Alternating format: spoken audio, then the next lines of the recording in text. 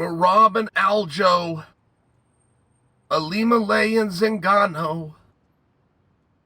I do not love the idea of friends fighting, right? And it depends on the friendship. You can't just go on friendly with this guy. And there's a meaningful difference. Teammate, by example. That's a very meaningful difference. If you guys are in the same room and you're teammates and it's every single day, I don't love the idea of them fighting.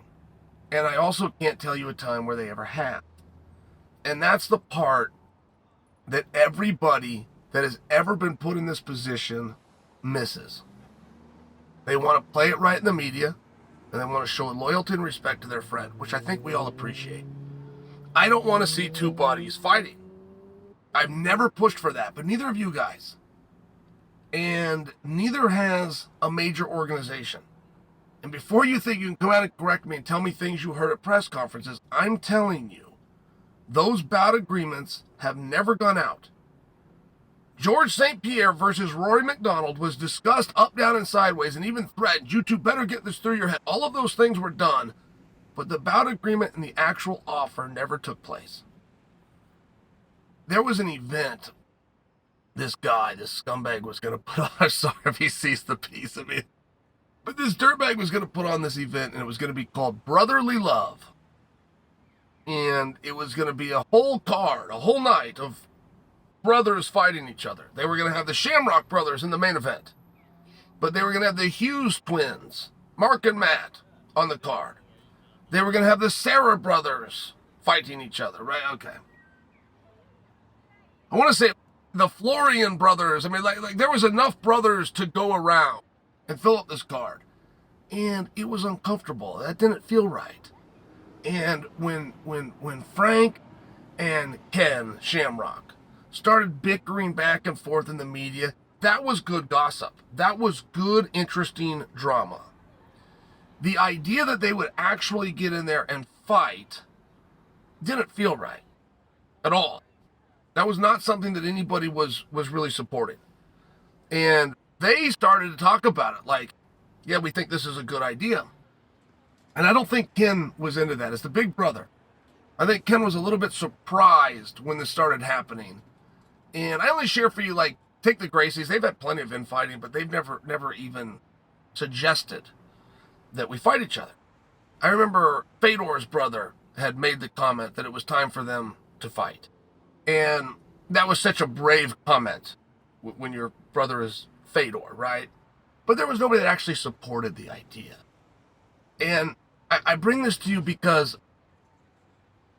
we have a situation here where there's always a misunderstanding and somebody is attempting to tell a story and play a relationship in a certain way through the media.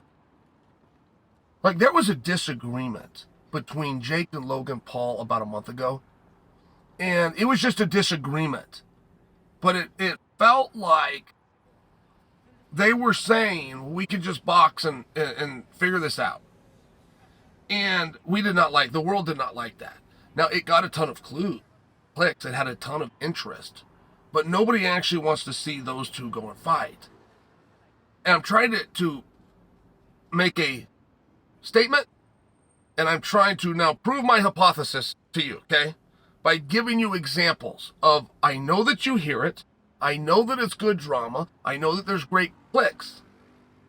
But my proof that nobody actually wants to see is we've never actually done it. Brotherly Love, as much as this was an idea that I'm teasing today, it never got off the ground. They never had tickets on sale or any bout agreement signed. McDonald and St. Pierre sit at the same press conference, and as much as this was talked about, it was never actually done. However, the importance and the game that you're playing is for you to come out to the media or the world and say, I won't fight somebody. You cannot be champion of the world. There's no promoter that can put you in a position. Because the promoter is telling the world, whether it's true or not, you can beat everybody in the world. That's what that belt is supposed to represent, right? Like there used to be times in life, it was really important that your tribe had a good fighter amongst them. And if you could get 2 or 3 or 5, that was more important because if other people came to your tribe, they would take your life. They will take your belongings. They will take your tribe. They will take your property. There was times in life where you actually had to fight. Those times don't exist anymore. And the property in the family is no longer on the line. So somebody at some point called a promoter threw out something called a belt. And it worked.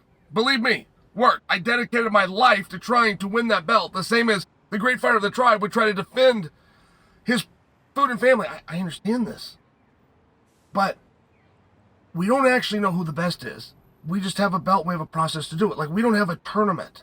The only way to find out who the best is to have a competitive architecture in place where you have a tournament. You have a straight line bracket.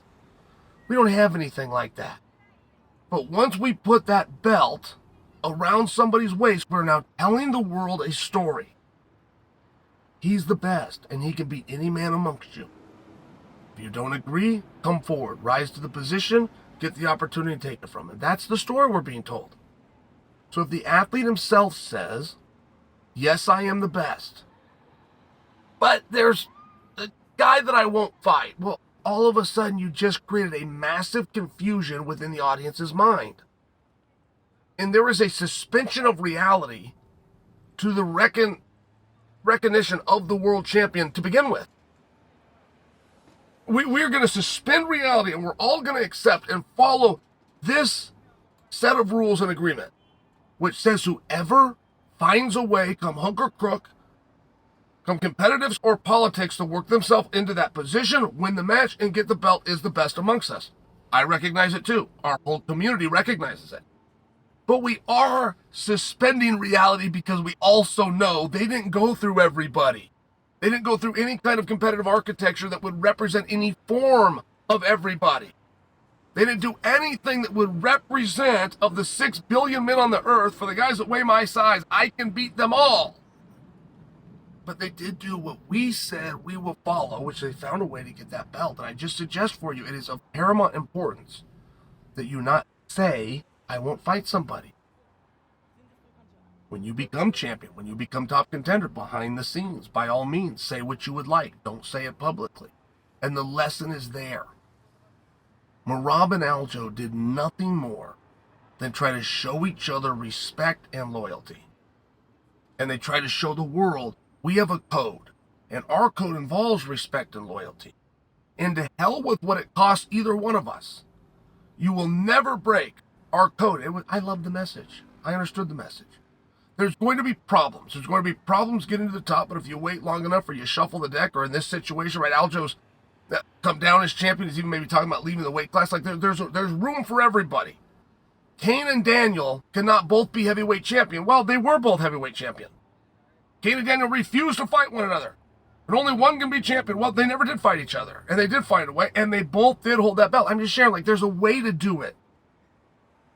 And there was an interview by Merab who came out today, and he said, well, if there's nobody else to fight, and there was enough money, then maybe me and Aljo would fight. And the misunderstanding from the beginning, nobody's asked you to fight. You were never asked to fight. And I'm not positive that they're aware of that. They were never asked. There was a statement by Merab after he beat Jose Aldo that he would not fight Aljo. That was a problem. Now, had he not said it, he wasn't going to be offered Aljo. That's the part that he's missing. So now, there is no belt. There is no main event. There is no pressure of any kind to have the fight. But a statement came out today that for enough money, we would go and do the fight. So every bit of the code, the honor, the respect that has been revealed to the world, that nothing will get past us. It turns out that money will. Not competition, not competitive nature, not the belt. Those things are all gone. It turns out for a certain price we'll fight. The problem with that, you were never asked to fight. You're not going to be asked to fight. That's not a fight that we want to see. That actually makes us very uncomfortable. The mentality that you're willing to do it publicly, privately, have your own deal. Tell them no. Fighters do it all the time. Plenty of chickens in this organization. They never get caught. That seemed to be the miss. That fight was never offered. That fight was never suggested. We had a champion, we had a clear number one contender. That's both true. That fight was never offered, and that fight was never suggested, and it still isn't.